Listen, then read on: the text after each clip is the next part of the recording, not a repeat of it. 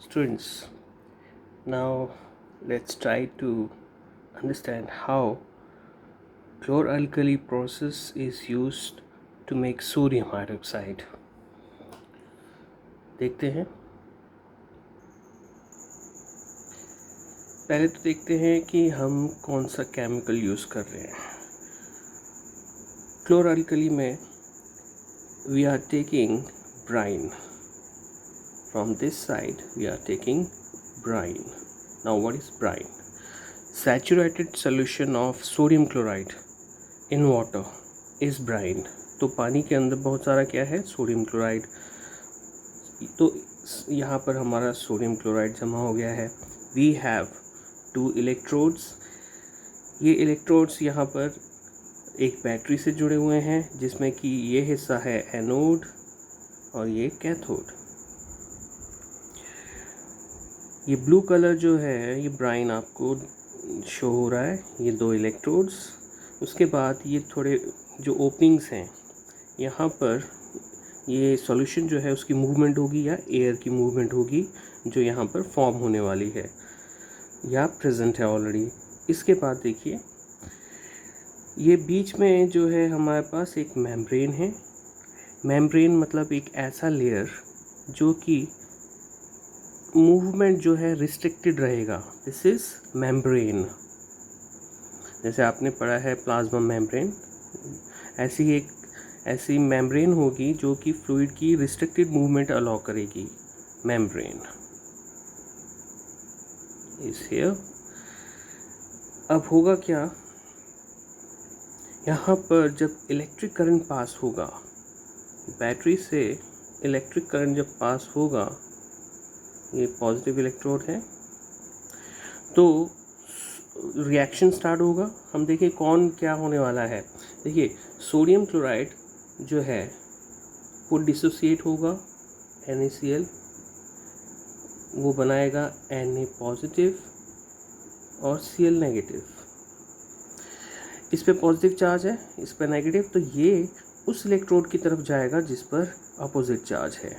ये भी उस इलेक्ट्रोड की तरफ जाएगा जिसके पास अपोजिट चार्ज है। That means sodium positive Na positive ion will go to the cathode, whereas chloride ion will go to the anode.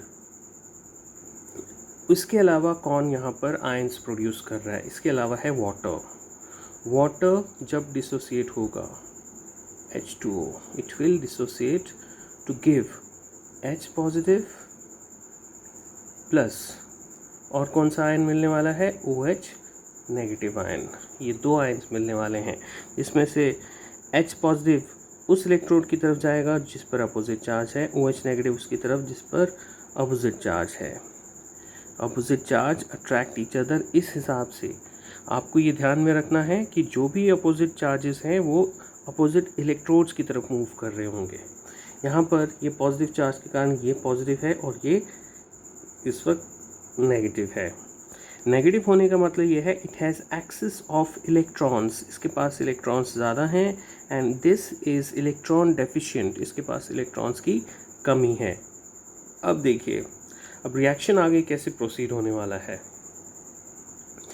Sodium ion जो हैं वो अक्रॉस द मेम्ब्रेन, ब्राइन यहाँ से आ रहा है, एक्वस सोल्यूशन यानी sodium chloride को water में डिज़ोल्व किया गया, वो यहाँ पर आया और यहाँ पर से वो दूसरी तरफ मूव कर जाएगा, यहाँ डिसोसिएट। ये रिएक्शन जो है डिसोसिएशन का यहाँ पर हो रहा है और सोडियम यहाँ परकुलेट कर जाएगा। Na पॉजिटिव जो है यहाँ चला जाएगा। इसको मैं यहाँ शो कर देता हूँ, Na पॉजिटिव इस तरफ आ गया।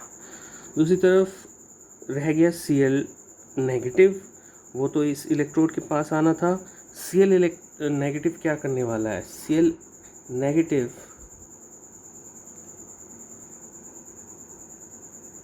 Is going to lose electron. यहाँ 2 Cl नेगेटिव आ गए, अगर 2 Cl नेगेटिव, तो वो क्या करेंगे, वो Cl2 में कन्वर्ट हो जाएंगे और यहाँ पर इलेक्ट्रॉन जो हैं, कितने इलेक्ट्रॉन, जितने इलेक्ट्रॉन यहाँ पर छोड़े गए हैं, in this case we have 2 electrons, तो इसको मैं शो कर देता हूँ 2 इलेक्ट्रॉन।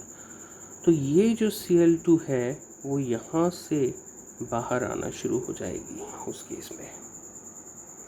देखिए Cl नेगेटिव इस इलेक्ट्रोड के पास में जाएगा, they will lose their electron, two ions will lose, two chloride ions and they will form Cl2 gas. यहाँ से Cl2 बाहर चली जाएगी।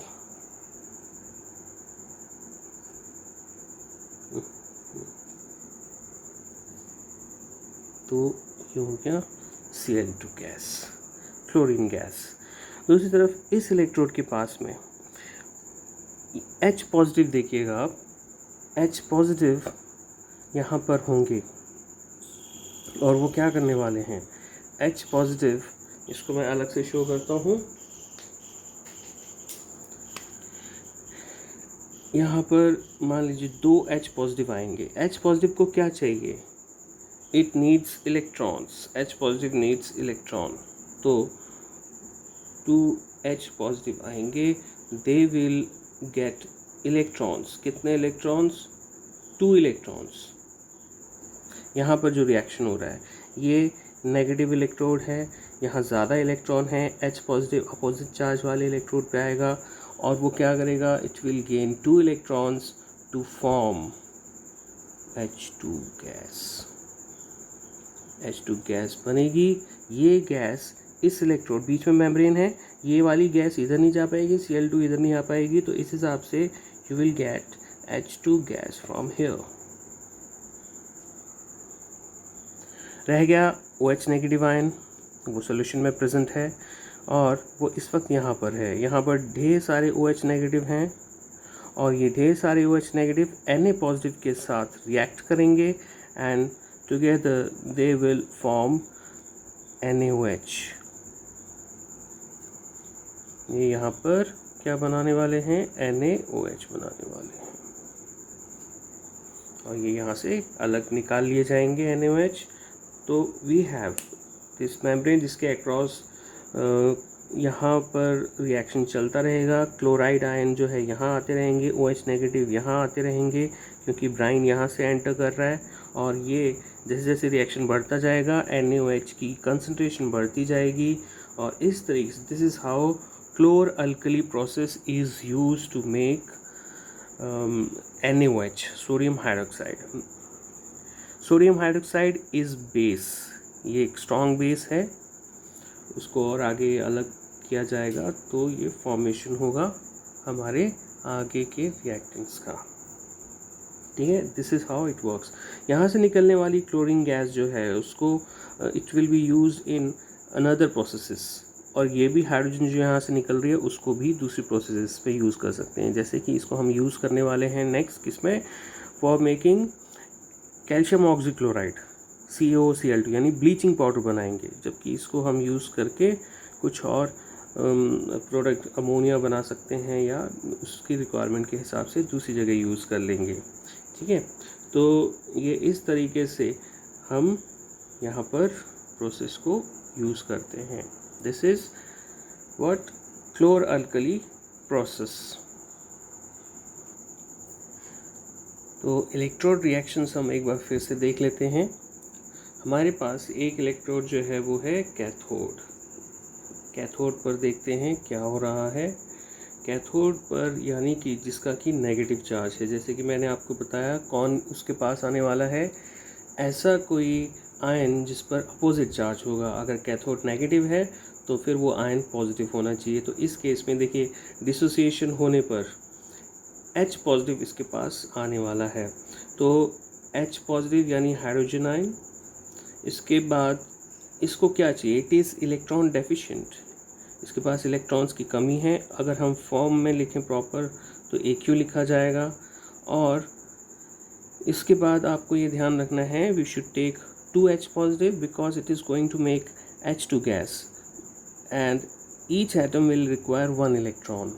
तो इस हिसाब से ये हो जाएगा आपके पास equation and then it will form 2H positive will combine to give H2 gas और ये H2 गैस इस तरीके से रिप्रेजेंट किया जाएगा। ये हो गया कैथोड पे। और दूसरी तरफ हमारे पास क्या है, we have anode. Anode is positively charged, so ion having opposite charge will move toward it. तो यहाँ पर ऐसा कौन सा आयन है? Cl negative. Cl नेगेटिव जो है वो एक्वस सोल्यूशन में है, वो जाएगा उसकी तरफ, और यहाँ पर भी दो Cl नेगेटिव जाएंगे एट द इलेक्ट्रोड. वो क्या करेंगे? They will lose 1 electron each. एक एक इलेक्ट्रॉन लूज करने के बाद क्या होगा?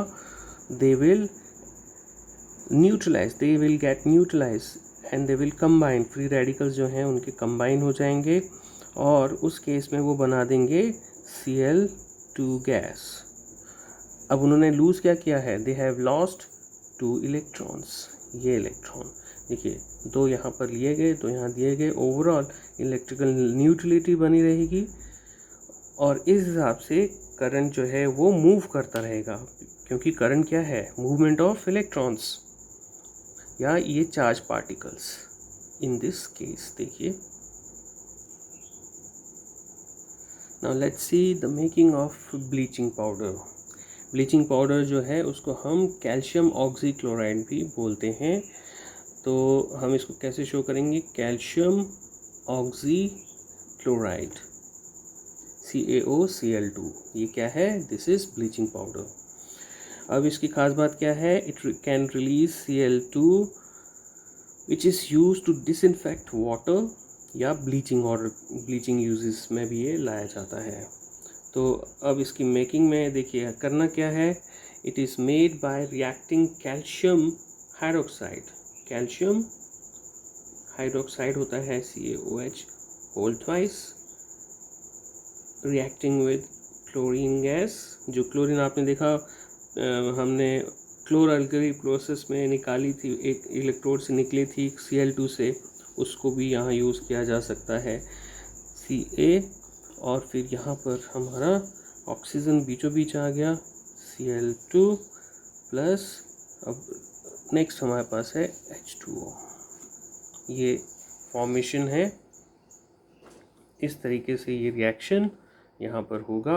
अब देखिए ये किस तरीके से प्रोसेस में ऐसा हो पाता है इंडस्ट्रियल प्रोसेस में. ऐसा कुछ डायग्राम रहेगा उस इंडस्ट्रियल प्रोसेस के अंदर जहाँ पर हम बना रहे हैं कैल्शियम ऑक्सीक्लोराइड. अब ये अलग अलग इलेक्ट्रोड्स हैं, एंट्रेंस पॉइंट हैं या एग्जिट पॉइंट्स हैं. ये एंट्रेंस पॉइंट है जो है जहाँ से क्लोरीन गैस यहाँ अंदर भेजी जाएगी. ऊपर से जो है वो ढेर सारा कैल्शियम हाइड्रोक्साइड यहाँ पर डाला जाएगा. ऊपर से ग्रेविटी के कारण कैल्शियम हाइड्रोक्साइड नीचे की तरफ आ रहा होगा, मूव कर रहा होगा यहाँ से अंदर. ये स्क्रू टाइप के अरेंजमेंट है जो कि गोल गोल घूम रहे होंगे, और उनके कारण क्या होगा? ये कैल्शियम हाइड्रोक्साइड का जो पाउडर है ये ऊपर से नीचे की तरफ मूव कर रहा होगा. वो नीचे आ रहा होगा, या मतलब पाउडर भी क्या पेस्ट टाइप का रहेगा, वाटर भी कंटेंट है इसके अंदर, और ये मूव कर रहा होगा ऊपर से नीचे की तरफ. जबकि यहाँ से Cl2 गैस को भेजा जाएगा, वो यहाँ से जारी होगी. और चाहे तो यहाँ से एग्जिट पॉइंट जो है आप ले सकते हैं अनरिएक्टेड Cl2 गैस का भी. यहाँ से Cl2 गैस वापस यूज़ करने के लिए निकाली जा सकती है जो अनरिएक्टेड है. इन बिटवीन क्या होगा? यहाँ से Cl2 ऊपर की तरफ जारी होगी, यहाँ से कैल्शियम हाइड्रोक्साइड एंटर करके यूँ मूव कर रहा होगा इसके अंदर से ऐसे गैस, यहाँ से Cl2 ऊपर की तरफ. इस हिसाब से क्या होगा? ये अपोजिट मूवमेंट से इनको बहुत ज़्यादा टाइम मिलेगा आपस में रिएक्ट करने के लिए, और रिएक्शन वही होगा जो अभी हमने देखा कि कैल्शियम हाइड्रोक्साइड जो है CaOH होल ट्वाइस, कैल्शियम की वैलेंसी 2 है, इस हिसाब से ये कैल्शियम हाइड्रोक्साइड, और ये रिएक्ट कर जाएगा इस क्लोरीन गैस से और हमें कैल्शियम ऑक्सीक्लोराइड मिल जाएगा जो कि यहाँ से निकाला जाएगा. यहाँ से कैल्शियम ऑक्सीक्लोराइड मिल जाएगा और इस हिसाब से साथ में वाटर जो कि अगेन इसको पेस्ट फॉर्म में बनाए रखेगा. तो इस तरीके से इंडस्ट्रियल प्रोसेस में रिएक्शन कराया जाता है कैल्शियम हाइड्रोक्साइड और क्लोरीन गैस का, ताकि हमें कैल्शियम ऑक्सीक्लोराइड या ब्लीचिंग पाउडर मिल सके. नेक्स्ट प्रोडक्ट जो कि हमें मिलता है सोडियम क्लोराइड से as a raw material use करके, वो है बेकिंग सोडा। इसको हम देख लेते हैं, baking soda. Baking soda use किया जाता है केक्स बनाने में जनरली। सोडा वाला कंपाउंड नाम से पता चल रहा है इसमें सोडियम पाया जाएगा। तो अब देखिए, केमिकल नेम जो है बेकिंग सोडा का वो हमें याद रखना है, सोडियम हाइड्रोजन कार्बोनेट, NaHCO3। ठीक है, बेकिंग सोडा NaHCO3। तो ये हमें बनाना है इस प्रोसेस में। तो इसके लिए रॉ मटेरियल जैसे कि मैंने आपको बताया हमारे पास है स्टार्टिंग मटेरियल सोडियम क्लोराइड, जो कि हमें मिल रहा है। इसका हम ले लेंगे ब्राइन। ब्राइन मतलब saturated solution of sodium chloride in water, ये H2O आ गया। इसमें पास की जाएगी कार्बन डाइऑक्साइड गैस और साथ में ammonia, NH3, this is ammonia. Sodium chloride, water, CO2 and ammonia, इनको हम रिएक्ट करने वाले हैं। जब ये रिएक्शन आगे बढ़ेगा तो हमें जो प्रोडक्ट्स मिलेंगे उसमें हमारा मेन प्रोडक्ट है sodium hydrogen carbonate, sodium bicarbonate जिसको बोलते हैं, और साथ में हमें क्या मिलने वाला है, ammonium chloride, ammonium chloride NH4Cl, ये हो जाएगा। तो ये हमने बनाना था। अमोनियम क्लोराइड भी मिल गया। हालांकि प्रोसेस थोड़ी अगर हम देखें जाए इंडस्ट्रियली बहुत बड़ा है ये, but this chemical reaction is sufficient in class 10 to remember how to prepare sodium hydrogen carbonate. तो इसके यूजेस जो हैं बेकिंग सोडा में किया जाता है। अब बेकिंग सोडा में इस मेन कंपोनेंट तो ये है, लेकिन साथ में डाला जाता है टार्टरिक एसिड, क्योंकि ये भी एक बेस है। बेस जो है उसमें कड़वाहट देने वाला है, उसको न्यूट्रलाइज करने के लिए एसिड डाला जाएगा। तो उस केस में जो रिएक्शन है वो क्या हो जाएगा, बेकिंग सोडा में जब एसिड डाला गया है, ये हमारा बेकिंग सोडा, इसके साथ हम डालेंगे कोई भी एसिड। अब एसिड अगर हम शो करना चाहते हैं तो उस केस में हम क्या करेंगे, H पॉजिटिव शो करेंगे, या ये HCl हो सकता है या फिर H2SO4 ऐसे भी हो सकता है, लेकिन खाने में हम ये चीज़ें नहीं डालेंगे, हम वीक ऑर्गेनिक एसिड्स डालेंगे। तो उस केस में मान लीजिए टार्टरिक एसिड डाला गया, और इसके बाद ये रिएक्शन जब आगे बढ़ेगा, ये एसिड से आया, ये बेस है, तो न्यूट्रलाइजेशन होगा और हमारे पास जो प्रोडक्ट निकलने वाले हैं, जैसे कि आपको मालूम है न्यूट्रलाइजेशन में कौन मिलता है, सॉल्ट और वाटर। तो हमारे पास सॉल्ट होगा जो कि इस एसिड का सॉल्ट होगा, सोडियम सॉल्ट ऑफ एसिड।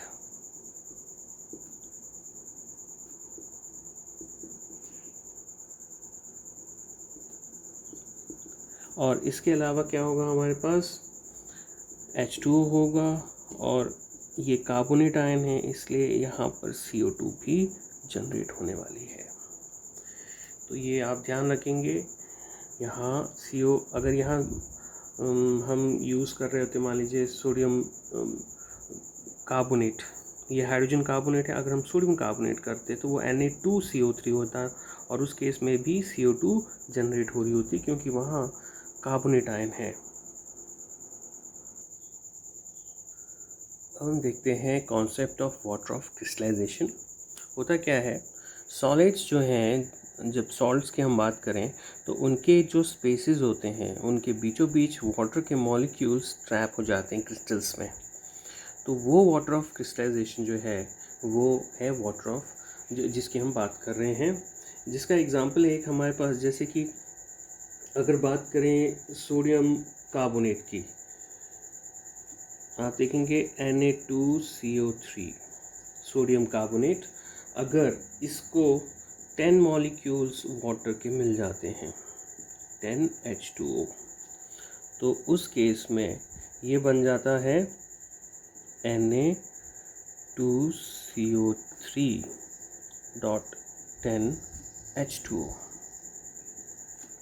ये जो वाटर है ये कहाँ गया, ये वाटर है वाटर ऑफ क्रिस्टलाइजेशन, क्रिस्टल के अंदर प्रेजेंट है ये। तो आपको ऐसे टच करने से वो फील नहीं होगा, लेकिन it is present in between the spaces जो क्रिस्टल के अंदर हैं। तो ये वाटर ऑफ क्रिस्टलाइजेशन है in case of sodium carbonate. ऐसा ही होगा जब आप देखेंगे in case of calcium sulphate, यह है डाईहाइड्रेट।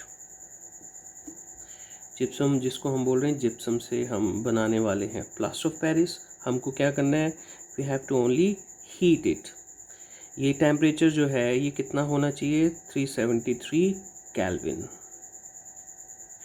इतने टेम्परेचर पे जब ये हीट होगा तो यहाँ से क्रिस्टल में से जो वाटर है, वाटर ऑफ क्रिस्टलाइजेशन, वो थोड़ा सा निकल जाएगा, ठीक है।